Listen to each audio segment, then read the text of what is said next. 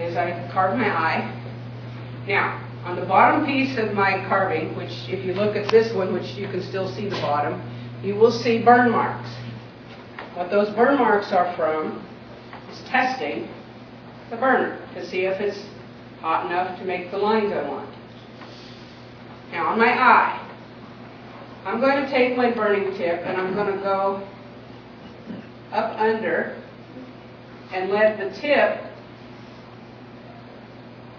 make it look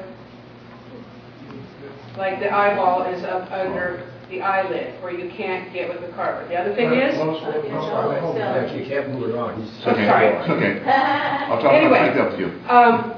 it gives you the depth that you can't get with your carving tools. The other thing that's very difficult when you're carving is making the eyeball round. You tend to get flat spots.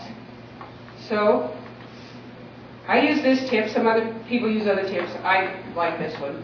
You can take it and you can burnish this eye, and I do that because I'm going to paint it anyway, and smooth off those flat sides so that it makes it look round. So you can fix your carving. Sorry, I'm moving it around. You can fix your carving errors by burning it.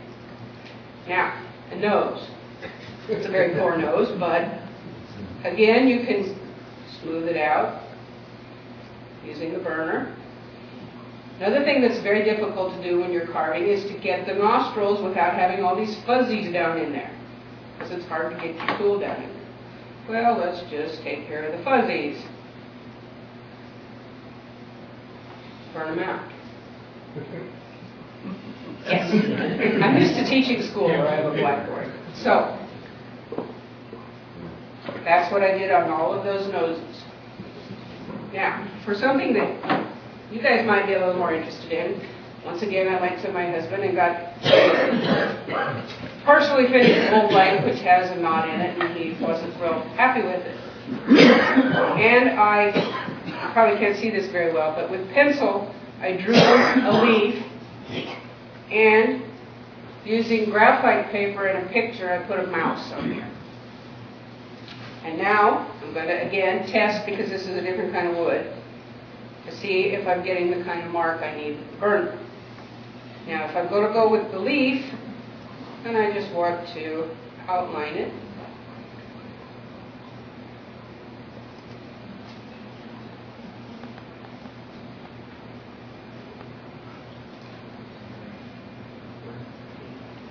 You can burn in a design like that. Or, if you want to get really fancy, little mouse here, I can actually use the very tip of this and start putting fur lines. I don't know if you can see this. How hot is your setting on that? I have it set on 5 right now.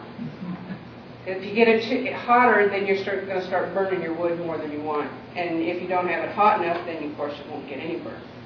But you can see how you can make marks like that.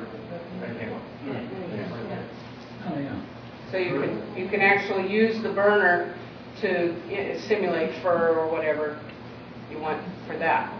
So for on any of your... Did you ever see anybody, when you get the different temperatures in, I see where you're doing the fur.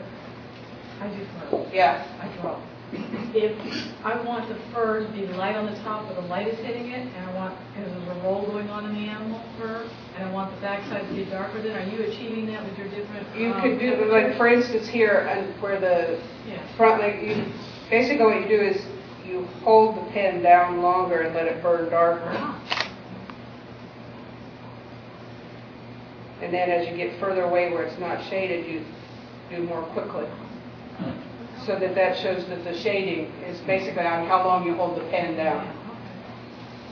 Do you ever sand after you burn? You can very lightly. If you don't like what you're doing, you can sand it all off and start over.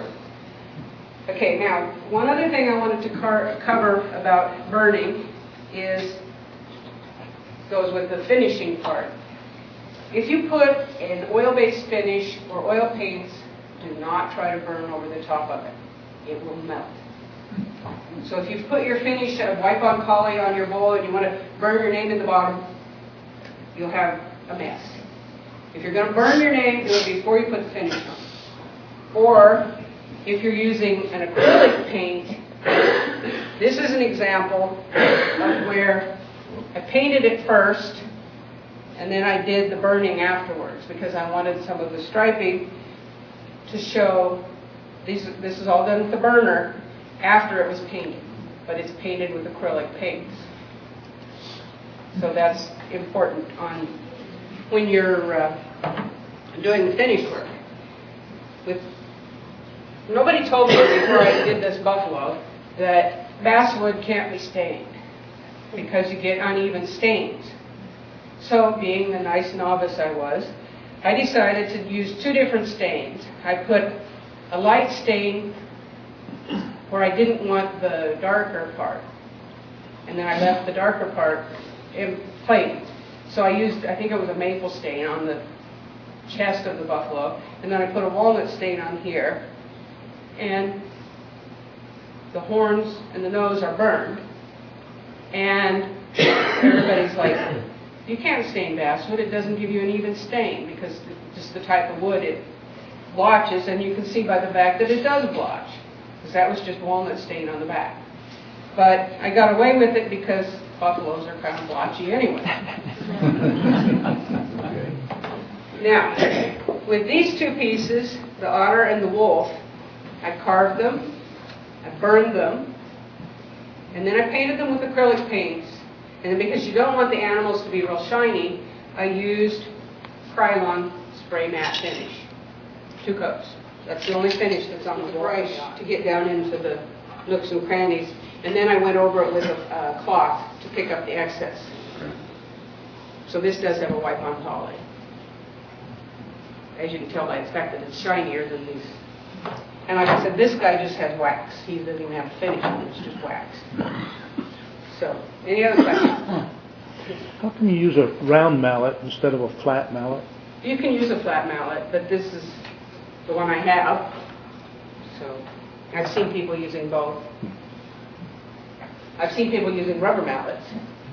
You know, the kind that look kind of like a hammer, but I've seen people using those. They claim it's easier on their arm because the rubber gives a little cushion when they're hitting.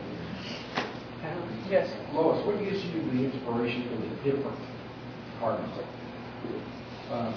Magazine or actual seeing a sea otter? Or? Well, these are all things that I'm very well. But this one was a class I went to, the tiger.